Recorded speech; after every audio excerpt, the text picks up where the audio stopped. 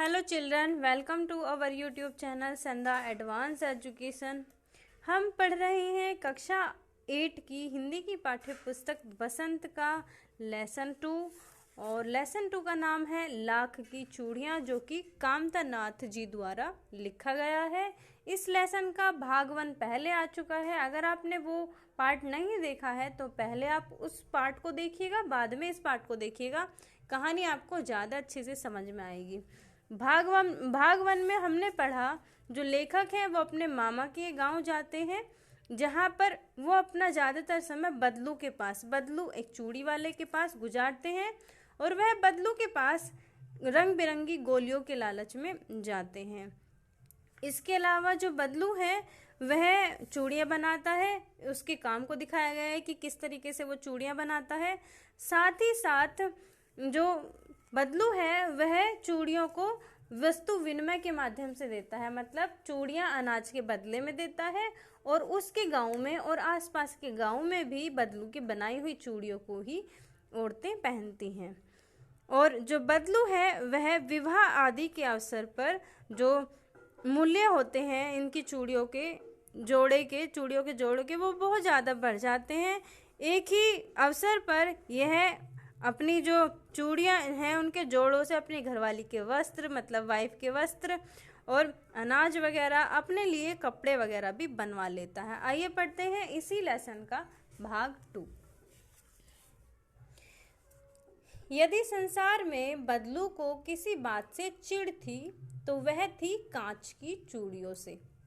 यदि किसी भी स्त्री के हाथों में उसे कांच की चूड़ियां दिख जाती तो वह अंदर ही अंदर कूद उठता और कभी कभी तो 2-4 बातें भी सुना देता, क्योंकि बदलू लाख की चूड़ियां बनाया करता था और अगर वह किसी भी औरत के हाथ में कांच की चूड़ियां देख लिया करता था तो उसको बहुत बुरा लगता था और वो अंदर ही अंदर कुढ़ता रहता था, मतलब परेशान होता रहता था।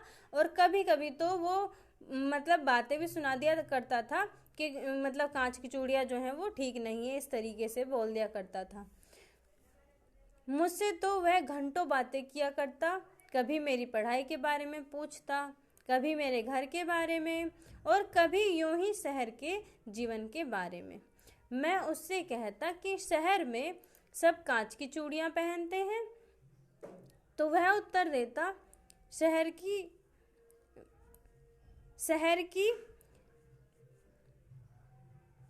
की बात और है लल्ला, वहाँ तो सभी कुछ होता है। वहाँ तो औरतें अपने मर्द का हाथ पकड़कर सड़कों पर घूमती हैं और फिर उनकी कलाइयाँ नाजुक होती हैं ना, लाख की चूड़ियाँ पहने तो मोच ना जाए।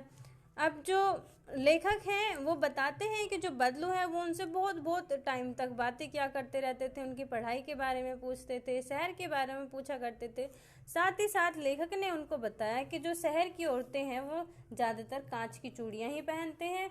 उससे जो बदलू है वो थोड़ा सा परेशान हो गया और वो उसको कहता है, घुमा करके कहता है कि जो शहर है उसकी तो बात ही अलग है, वहाँ के सारे तौर तरीके ही अलग हैं। वो कहना चाहते हैं कि जो लाख की चूड़ियाँ होती हैं वो कांच की चूड़ियों से ज़्यादा अच्छे होते हैं। अगर कांच की चूड़ियाँ पहने तो हाथ ठीक रहते हैं, उनमें कोई परेशानी नहीं होती है।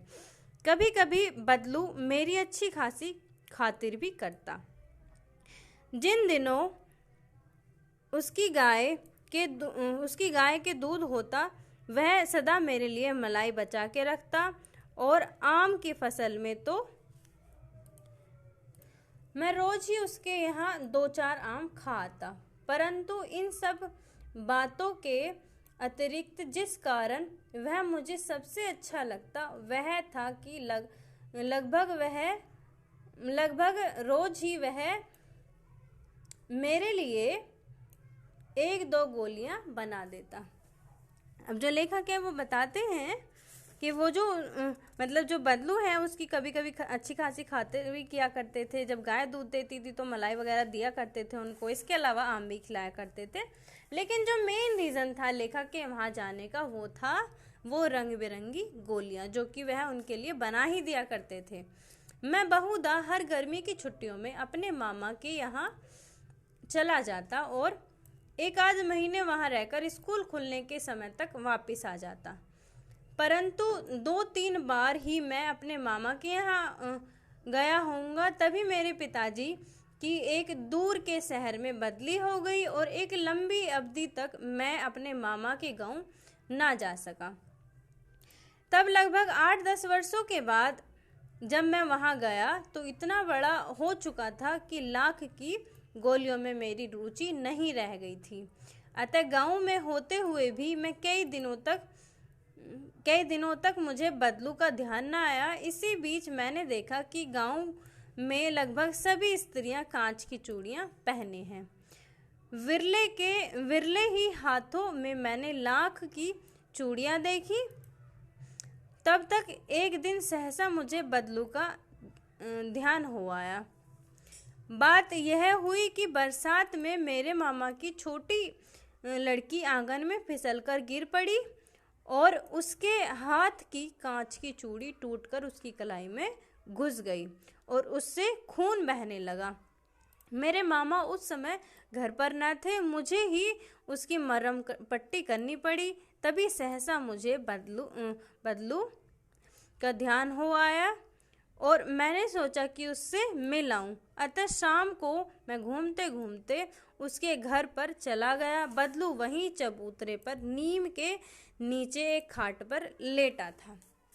जो लेखक हैं वो बताते हैं कि वो अपनी गर्मियों की छुट्टियों में वो ज़्यादातर वहाँ पर जाया करते थे, लेकिन वो ज़्यादा टाइम नहीं गए हैं, लगभग 2 से 3 बार वहाँ पर गए हैं गर्मियों की छुट्टियों में। और उसके बाद फिर इनके पिताजी का ट्रांसफ़र कहीं दूसरी जगह पर हो गया था और अब जो लेखक हैं वो काफ़ी लंबे समय बाद अपने गांव आए हैं और वह देखते हैं कि जो गांव की औरतें हैं वह सभी ने कांच की चूड़ियाँ पहनी हुई हैं और किसी के भी हाथ में जो लाख की चूड़ियाँ हैं वो नहीं हैं। लेखक को ध्यान भी नहीं रहता बदलू का, वो सहसा ही जो मामा की लड़की है वो फिसल जाती है और उसके कलाई में जो कांच की चूड़ियाँ हैं वह घुस जाती है, जिसकी मलहम पट्टी जो लेखक हैं उनको करनी पड़ती है और सहसा ही उनको बदलू का ध्यान आ जाता है और वो घूमते घूमते फिर जो बदलू है उससे मिलने के लिए चले जाते हैं। इससे आगे का भाग हम पढ़ेंगे नेक्स्ट पार्ट में। आज के लिए इतना ही। कहानी अच्छी लगी हो तो वीडियो को लाइक करना, शेयर करना और चैनल को सब्सक्राइब करना। Thank you.